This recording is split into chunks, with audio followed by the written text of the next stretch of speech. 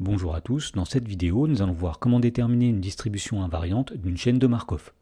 Dans l'exemple, on nous dit dans chaque cas de déterminer une distribution invariante de la chaîne de Markov associée au graphe donné. Dans la première question, on a un graphe probabiliste à deux sommets, autrement dit on considère une chaîne de Markov à deux états A et B. Et donc pour déterminer une distribution invariante de cette chaîne de Markov, on va commencer par faire un rappel. Alors si Xn est une chaîne de Markov et si P est sa matrice de transition associée, eh bien on dira qu'une matrice pi est une distribution invariante si pi fois la matrice P est égale à pi. Donc pour déterminer une distribution invariante dans la première question, on va commencer par considérer pi une distribution, donc soit pi la matrice dont les coefficients sont xy une distribution. Alors une petite remarque, dire que pi est une distribution revient à dire que x et y sont des probabilités et que x plus y est égal à 1. Alors pi sera une distribution invariante si et seulement si pi fois la matrice P est égal à pi. Et donc ceci est équivalent à dire que la matrice pi, c'est-à-dire la matrice dont les coefficients sont x et y, fois la matrice P que nous allons déterminer tout de suite, est égale à la matrice pi, c'est-à-dire la matrice dont les coefficients sont x et y. Alors la matrice P, c'est la matrice dont les coefficients sont les probabilités de transition. Donc le premier coefficient ici sera la probabilité d'aller de l'état A vers l'état A, c'est-à-dire 0,1.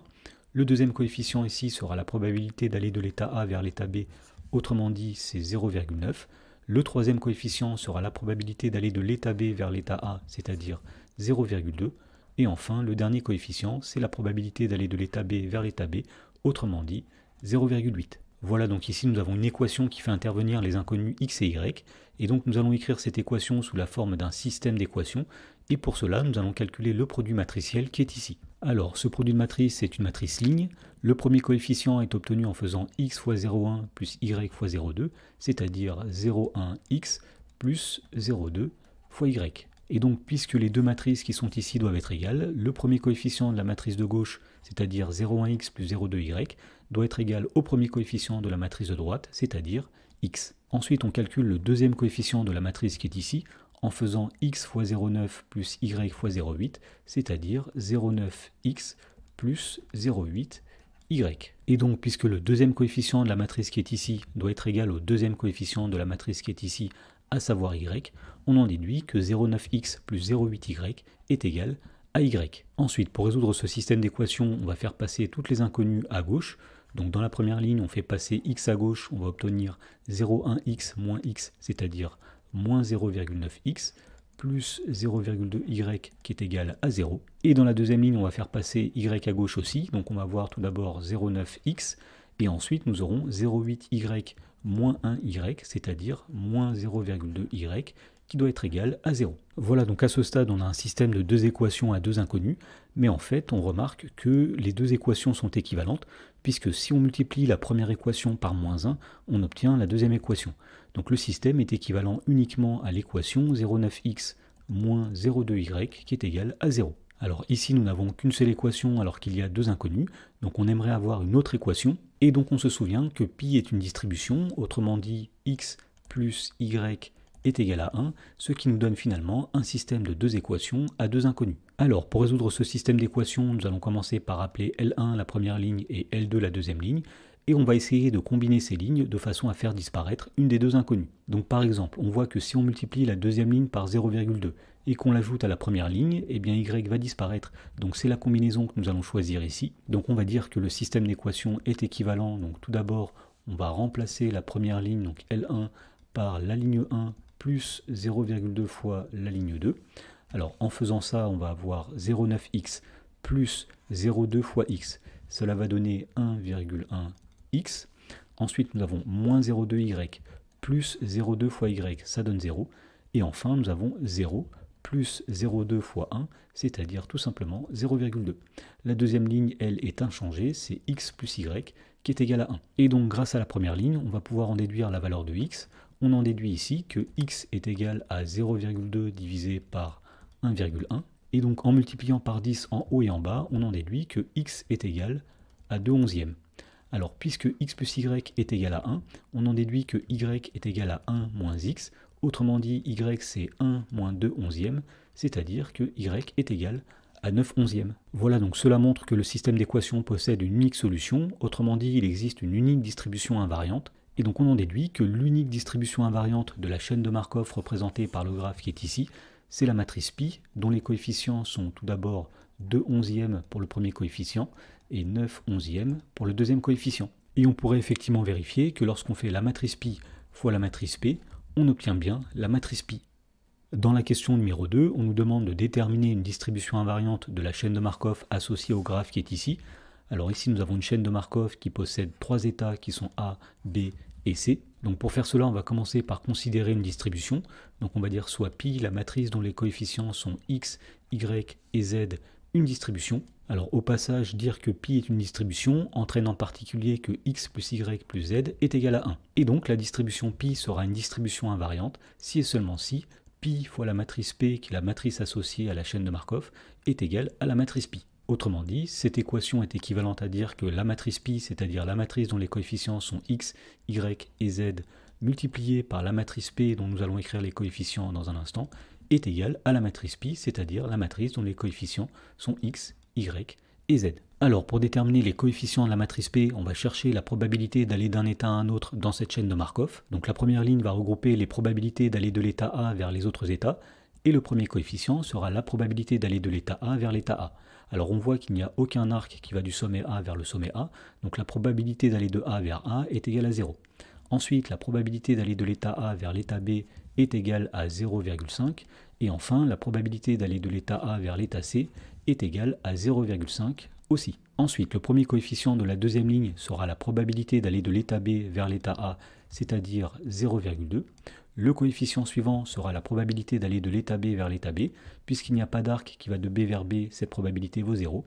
Et enfin, le dernier coefficient, c'est la probabilité d'aller de B vers C, c'est-à-dire 0,8. Et enfin, dans la dernière ligne, on va regarder la probabilité d'aller de l'état C vers les autres états. Donc le premier coefficient ici, c'est la probabilité d'aller de C vers A. Nous voyons sur le graphe que cette probabilité est égale à 0,28. Ensuite, le deuxième coefficient de la troisième ligne, c'est la probabilité d'aller de C vers B, c'est-à-dire 0,4. Et le dernier coefficient, c'est la probabilité d'aller de l'état C à l'état C, autrement dit, c'est 0,32. Voilà, donc ici nous avons une équation qui fait intervenir les inconnus x, y et z, et nous allons écrire cette équation sous la forme d'un système d'équations, et pour cela nous allons calculer le produit de matrice qui est ici. Alors ce produit de matrice est une matrice ligne à 3 colonnes.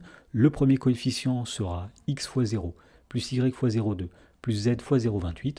Autrement dit, c'est tout simplement 0,2y plus 0,28 z. Et on sait que le premier coefficient de cette matrice doit être égal au premier coefficient de cette matrice, c'est-à-dire x. Donc 0,2y plus 0,28z est égal à x. Ensuite, le deuxième coefficient de la matrice produit sera obtenu en faisant x fois 0,5 plus y fois 0 plus z fois 0,4, autrement dit, c'est 0,5x plus 0,4z, et ce coefficient doit être égal au deuxième coefficient de la matrice qui est ici, à savoir y. Et pour terminer, le dernier coefficient de la matrice qui est ici sera obtenu en faisant x fois 0,5 plus y fois 0,8 plus z fois 0,32, c'est-à-dire 0,5x plus 0,8y plus 0,32z, et ce coefficient doit être égal au dernier coefficient de la matrice qui est ici, à savoir z. Ensuite, pour résoudre ce système, nous allons faire passer toutes les inconnues dans le membre de gauche. Donc dans la première équation, on va faire passer x à gauche, donc l'équation est équivalente à moins x plus 0,2y plus 0,28z, qui est égal à 0. Dans la deuxième ligne, on va faire passer le y dans le membre de gauche. On va obtenir 0,5x moins y plus 0,4z qui est égal à 0. Et dans la dernière ligne, on va faire passer z dans le membre de gauche. On va obtenir 0,5x plus 0,8y plus 0,32z moins z, c'est-à-dire moins 0,68z, qui doit être égal à 0. Voilà, donc ici nous avons un système de 3 équations à 3 inconnus, mais en fait il n'y a véritablement que 2 équations, car comme nous allons le voir, une des lignes est une combinaison linéaire des deux autres. Et en fait, dans ce genre de système d'équations associé à la recherche d'une distribution invariante, eh bien la somme des 3 lignes vaudra toujours 0. Et en effet, on constate par exemple que si on fait la première ligne plus la deuxième ligne plus la troisième ligne, les x vont disparaître, de même les y vont disparaître, et de même les z vont disparaître. Donc on va appeler L1 la première ligne, L2 la deuxième ligne, L3 la troisième ligne. Et donc pour résoudre ce système, on va commencer par remplacer par exemple la première ligne par L1 plus L2 plus L3. Donc ce système d'équations va être équivalent. Donc si on remplace la première ligne par L1 plus L2 plus L3, eh bien la première ligne va devenir moins x plus 0,5x plus 0,5x, c'est-à-dire 0, 0,2y moins y plus 0,8y, c'est-à-dire 0, 0,28z plus 0,4z moins 0,68z, c'est-à-dire 0. Et ceci va être égal à 0 plus 0 plus 0, c'est-à-dire 0. Donc finalement, il n'y a véritablement que deux équations dans ce système d'équations. Donc la première, c'est 0,5x moins y plus 0,4z est égal à 0, c'est la ligne 2. Et la deuxième équation, c'est 0,5x plus 0,8y moins 0,68z qui est égal à 0, c'est la ligne 3. Donc ici, nous avons un système de deux équations à trois inconnus, mais en fait, on peut rajouter une troisième équation, et en effet, puisque pi est une distribution, on sait que x plus y plus z est égal à 1. Voilà, donc ici nous avons un système de trois vraies équations à trois inconnus, et donc pour résoudre ce système, nous allons commencer par le traduire matriciellement, et donc ce système est équivalent à l'équation matricielle AX est égal à B, où la matrice A c'est la matrice des coefficients situés devant les inconnus x, y et z, la matrice X c'est la matrice des inconnus x, y, z, et la matrice B c'est la matrice obtenue à partir des constantes 0, 0 et 1. Et donc on sait que si la matrice A est inversible, ce système possède une unique solution qui est x qui est égal à a puissance moins 1 fois b. Donc pour savoir si A est inversible et calculer a puissance moins 1 fois b, nous allons utiliser une calculatrice. Alors la première chose qu'on va faire avec la calculatrice, ça va être de saisir les coefficients des matrices A et B. Donc sur ce modèle, on appuie sur la touche matrice, on va dans le menu Edit et on va éditer la matrice grand A.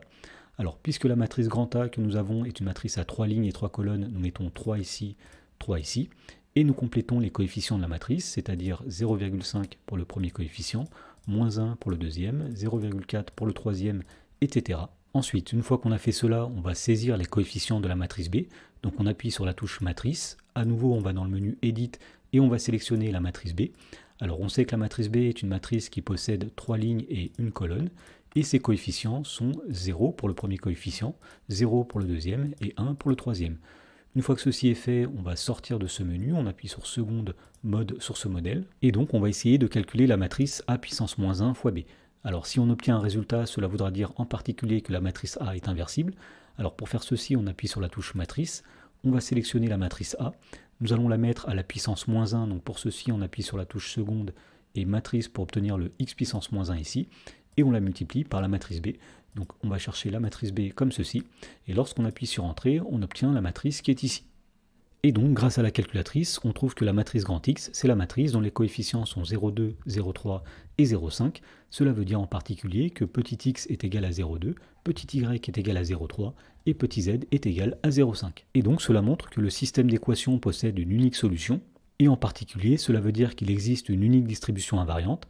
Et donc, l'unique distribution invariante de la chaîne de Markov représentée par le graphe qui est ici, c'est la matrice pi, dont les coefficients sont 0,2, 0,3 et 0,5.